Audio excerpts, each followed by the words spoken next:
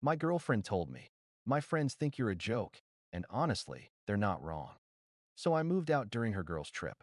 When she returned to empty rooms and a note on the counter, she finally realized I wasn't someone who would stay and be laughed at. Before I start, I want to make one thing clear. I wasn't looking for a dramatic exit. I wasn't planning revenge. I wasn't trying to teach her a lesson. I just finally saw my relationship clearly because she handed me the truth in one sentence. It happened the night before her annual girls' trip. We were standing in the hallway, her suitcase half-zipped, clothes all over the bed like a fabric explosion. She was in that pre-trip mode where she was both excited and irritated, snapping at everything, tossing shoes around like they'd offended her. I asked one question, literally one. Do you want me to drop you off at the airport tomorrow? She paused, rolled her eyes, and said it with the casual cruelty of someone who had forgotten I was a person. My friends think you're a joke, and honestly, they're not wrong. Just like that. No hesitation. No apology. No flinch. Then she turned back to packing, humming to herself like she hadn't just stabbed the center of us. I stood there, stunned, feeling stupid for being stunned. It wasn't the first time she'd said something sharp. She'd always had a habit of taking playful teasing 1 inch too far, of testing boundaries to see if I'd push back. But this felt different. This wasn't teasing. This was revealing. She looked at me like I was paper thin, disposable, replaceable, and most importantly, like she wasn't afraid of losing me. That's when I realized. She believed, truly believed, that I'd never leave. That I'd stay no matter how many comments she made about my job, my basic hobbies, the way I dressed, the fact that I didn't come from money, the fact that her friends were all hypercritical and I never fought back. She thought my silence meant weakness. In reality, it meant restraint. Or maybe denial. But her sentence, that one sentence, cut through every excuse I had ever made for her. I didn't stay in the hallway. I didn't argue. I didn't try to defend myself. Something in me went still. Quiet. Sharp. I just said, got it, and walked out. She didn't notice. She was too busy deciding which heels to bring for wine night. I slept on the sofa that night, not out of anger, but out of clarity. I stared at the ceiling for hours, thinking about the last year. Tiny comments, dismissive jokes, her friends' smirks, the way she introduced me as chill, like I was an accessory instead of a partner. And for the first time, I wondered, what would happen if I left instead of waiting to be valued? If I stopped tolerating a relationship where I was the punchline? If I moved on before she did? The next morning, she kissed me on the cheek like nothing had happened and rushed out the door to meet her friends for the airport Uber. I watched her leave. Then I stood in the doorway for a full minute. And then I exhaled. Not dramatically, just like someone who'd been holding their breath for months. That's when the decision landed, clean and cold. I wasn't going to be home when she came back. Not for revenge. Not for theatrics. Just because I deserved a life where I wasn't a joke. And she needed to learn what it felt like when the person you think will always stay doesn't. I didn't start moving out right away. I sat on the edge of the bed we used to share, sheets still warm from the morning, and stared at the open closet. Her dresses hung in perfect rows, color-coordinated, while my clothes were squeezed into one corner like an afterthought. It had always been that way. A joke between her and her friends. He only owns like 6 shirts. It's cute, and I used to laugh along with them. God, I don't know why. But that morning, something was different. I didn't feel humiliated. I felt done. Not in a dramatic, burn-it-all-down kind of way. Just in a steady, final, quiet way, like a door in my mind clicked shut. So I stood up, pulled a suitcase from under the bed, and started folding my clothes. Slowly, methodically. The act felt strangely calm. There was no music playing, no pacing, no anger. Just me, a suitcase, and the kind of silence that only comes when the decision has already been made. About halfway through packing, I had this sudden flashback, stupidly vivid, to a brunch we had with her friends last fall. One of them, Casey, wrinkled her nose and said, "Are you really bringing him to the cabin trip? He'll be bored to death, right? No offense." And my girlfriend, laughed and said, "He's harmless. He'll just sit in the corner and read like a little grandpa." Everyone laughed. Even I smiled, though it stung. But the part that stuck with me, the part that replayed itself that morning, was the way she didn't defend me. Not once. Not ever. Not one, "He's smart." Not one, "He's grounded." Not one, "Be nice." He's my partner. And I realized then, I had been in a relationship where affection was quiet, but disrespect was public. Once the suitcase was done, I moved to the bathroom, my half of the sink almost empty compared to her constellation of serums. My toothbrush, razor, cologne, a few medication bottles. All of it fit in one backpack. Then I grabbed the things that truly mattered. My laptop, the watch my dad gave me, the box of letters from my late grandmother, my old journals. Everything sentimental fit in one small plastic container. It made me unexpectedly sad, seeing my entire emotional history condensed into something that could fit under one arm. But I took it anyway. It was mine. It was enough. Then came the harder part, her things. She hadn't technically done anything like cheating or stealing or betrayal. She had just slowly, over months, chipped away at my dignity. She made me small in rooms where I should have felt equal. She made me the punchline in stories where I was supposed to be the partner. But that didn't mean I was going to trash her belongings or leave chaos behind. I folded her clothes, placed her shoes in neat rows, gathered her scattered makeup and hairbrushes and jewelry, and placed them in labeled bags. Stacked everything gently on her side of the bed. It wasn't a punishment. It was closure. When I went to unplug my phone charger from the wall, I found one of her old handwritten notes behind the nightstand, the kind she used to leave in the first year of our relationship, before everything got heavier and meaner. "You make me feel safe," it said. "I want to be better for you." I sat on the floor with that note in my hand for a full 5 minutes, because it reminded me of something important. She wasn't a monster. She was just someone who outgrew the respect she once had for me and never corrected course. People change. Values shift. Sometimes cruelty creeps in slowly, disguised as sarcasm and just joking. By the time I finished packing my car, the sun was already setting. The apartment looked weirdly bare, not empty, just rewound, like a place waiting for a new story. Before leaving, I wrote the note I had planned for days, the same line that had formed the moment she said I was a joke. Nothing flowery, nothing angry, just, "Hope they think this is funny too." I left it on the kitchen counter. Not dramatic, just visible. Then I locked the door behind me, dropped the keys in the mailbox slot for maintenance, carried the last box down the steps. And as I sat in the driver's seat with the engine running, I felt something unexpected. Not sadness, not triumph, just relief. A clean, unforced ending. The kind that rarely happens in real life. But I knew, absolutely knew, that the real reaction, the real unraveling, would begin when she returned from that trip with her friends. When she opened the door, when she saw the empty drawers, when she walked through the echo of a home she assumed I'd still be in, when she found the note. I wasn't there to see it. But the aftermath, that came to me anyway. She came back on a Sunday evening.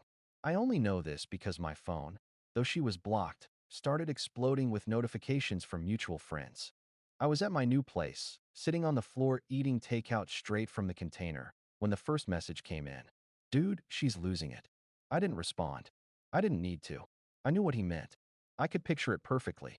Her unlocking the door with that careless confidence she always had after a trip, rolling her suitcase inside while complaining about the flight, tossing her coat somewhere near the couch, and then stopping. Stopping because something felt wrong. Because the apartment wasn't right. Too quiet. Too symmetrical. Too much space where my things used to be. I imagined her opening the bedroom door, seeing the half-emptiness, my dresser drawers pulled out and left bare. Then the kitchen, my coffee maker gone, my mug missing from its usual spot. And finally, the note. I didn't think she'd cry. She wasn't the crying type. But apparently, she did. Because 20 minutes after that first message, another friend wrote. She called me sobbing like her whole world fell apart. What the hell happened? What happened? As if I hadn't been telling everyone in subtle ways for months. As if none of them heard the comments she made in front of them. As if her tone, her attitude, her dismissiveness hadn't been growing sharper and sharper. But I didn't reply. Explaining myself felt unnecessary. Then the voicemails came. Even blocked, they still stack up silently in your inbox. The first was angry. "Are you kidding me? You actually left? You moved out while I was gone? What kind of man does that without talking about it?" The second was frantic. "Can we please talk? Please. Just call me. Let's talk." The third was small. So small I barely recognized her voice. I didn't mean what I said. I was stressed. I didn't think you'd take it seriously. I didn't think. A shaky inhale. I didn't think you'd stop loving me. I paused the message. Not because it hurt, but because it didn't hurt the way it used to. She still didn't understand. It wasn't about love. I didn't leave because I stopped loving her. I left because I stopped loving who I was becoming beside her. I didn't leave to punish her. I left to save myself. The fourth voicemail came the next morning, quiet, tired, defeated. Just tell me what I'm supposed to do now. And that was the one that finally made me close my eyes and exhale. Because that sentence told me everything. She wasn't mourning me. She was mourning her safety net, her guarantee, her fallback. She wanted me to tell her how to fix it, how to get us back to the dynamic where she led and I followed, where she could wound me lightly and I pretend it didn't cut. But I was gone from that man, gone from that version of myself. And she was only just realizing it. The friends' reactions. Funny enough, her own friends turned on her first. One of them texted me. She's telling everyone you overreacted. But honestly, we warned her. She pushed too far. Another wrote. She told us what she said to you. Dude, I would have left too. That one surprised me. Because those were the same people who used to laugh at her jokes at my expense. But apparently the moment she told them the exact words she'd used, my friends think you're a joke, and honestly, they're not wrong. Even they couldn't spin it into something harmless. When cruelty is quoted plainly, it loses its camouflage. The unexpected message. For days after she returned home, someone reached out to me from a number I didn't recognize. It was her older sister. We weren't close. She always seemed distant, almost cold. But the message was long, thoughtful, and it said something that stuck with me. She treated you like you'd never leave. I know that type of behavior. It comes from insecurity, not arrogance. But you did the right thing. She needed a consequence to finally see herself clearly. I read that message twice.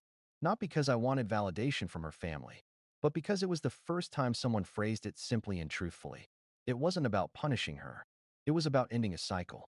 A cycle where I kept shrinking to fit her world, and she kept expanding into mine without noticing how little space I had left. The last thing I heard about her, a mutual friend told me she started seeing a therapist 2 weeks later.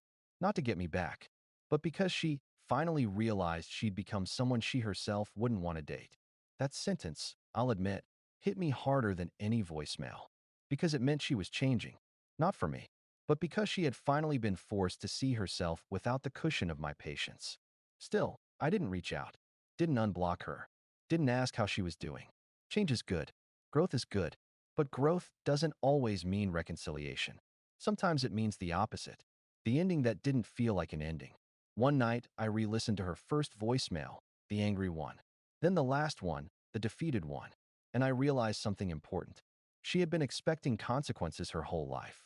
Eye rolls, arguments, temporary breakups. But she never expected the consequence of quiet, final action. She misread silence for weakness. She forgot that quiet people don't leave loudly. They leave completely.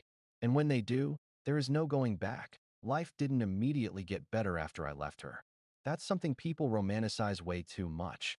The idea that walking away fixes everything in a clean, cathartic sweep. It didn't. The first week in my new place was quiet in a way that felt almost hostile. No familiar footsteps. No background noise of someone getting ready in the bathroom. No soft hum of her music in the kitchen. Just silence. A thick, echoing silence that forced me to sit with myself and the parts of me I'd neglected. I realized how much of my identity in the relationship had revolved around stability, reassurance, and absorbing whatever emotional weather she projected. Without that rhythm, there was this strange emptiness I didn't know what to do with. It wasn't loneliness. It was detox. She had been the loudest voice in my life for so long that when it finally quieted, the internal static took time to settle. I went to work. I came home. I unpacked slowly, not because I was depressed, but because I was genuinely getting to know myself again. Every object I placed somewhere forced a small, internal question. Do I actually like this? Or was I pretending to like it because she liked it? I threw away more things than I kept. 3 weeks in, I deleted old photos. Not angrily, just as an acknowledgement that I didn't want to keep curating memories that hurt more than they healed. Around that time, one of our mutual friends invited me to a bar. I almost didn't go, but I did eventually. And for the first time in a long while, I found myself laughing in a way that didn't feel like I had to monitor someone else's reaction. People noticed the change. Dude, you seem lighter, one friend said. And he wasn't wrong. I didn't feel happy yet, but I felt unburdened. That's a different kind of healing. Slower, quieter, more honest. Meanwhile, word about her got around. Nothing dramatic, just fragments of updates people casually dropped into conversations. She's been going to therapy. She doesn't talk bad about you anymore. She said she wishes she'd treated you differently. She's not dating anyone. She's just figuring herself out. I wasn't relieved. I wasn't gloating. I wasn't angry. I just didn't feel anything sharp about it anymore. Which, weirdly, was its own kind of peace. One night, maybe 2 months after everything, I found her name buried in my voicemail tab. I didn't listen to the messages. I didn't unblock her. But I stared at the screen long enough to feel something soften inside me. Not forgiveness exactly. More like my chest unclenching. She had hurt me. I had hurt her back by leaving without a fight. We both contributed to the fracture in different ways. But we were also two people who loved each other once, in the imperfect way that young, insecure people do, clumsily, selfishly, unevenly. Walking away wasn't just the end of us. It was the end of who I thought I needed to be to stay loved. Some nights I still think about her, not with longing, but with a kind of quiet understanding. She was a chapter, not the whole book, and I'm still writing the rest. The apartment feels like home now. Plants in the window, a couch I picked for comfort instead of appearance, books stacked in corners, shoes by the door, mine, only mine. And when I imagine the future, it's no longer through the lens of what someone else expects. It's just me, clear, steady, someone I'm finally learning how to prioritize. Sometimes the most life-changing decision isn't choosing a new person. It's choosing yourself after years of losing parts of who you are. And I guess that's the real ending. Quiet, heavy, grounded. Not triumphant. Not bitter. Just true. I didn't leave to punish her. I left to remember myself. And for the first time in a long time. That feels like enough.